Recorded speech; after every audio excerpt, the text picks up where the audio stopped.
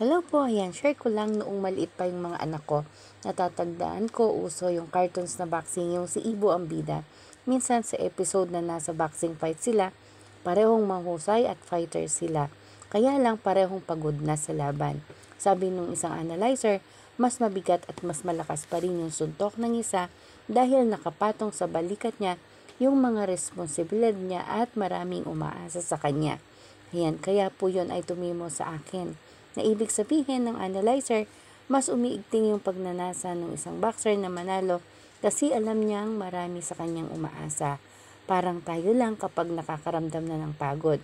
Kapag pakiramdam natin, hindi na natin kaya. Yung feeling mo, pabigay ka na. Pero pag iniisip mo yung mga mahal mo sa buhay, yung mga ngiti at tawa ng anak mo, yung maraming guhit sa mukha at puting buhok ng mga magulang mo, nabibigyan ka uli ng lakas ng loob. May bumubuhat uli sa paa mo para humakbang at may nagtataas uli ng kamay mo. Kaya huwag tayong bumigay agad alang-alang sa mga taong umaasa pero inspirasyon natin.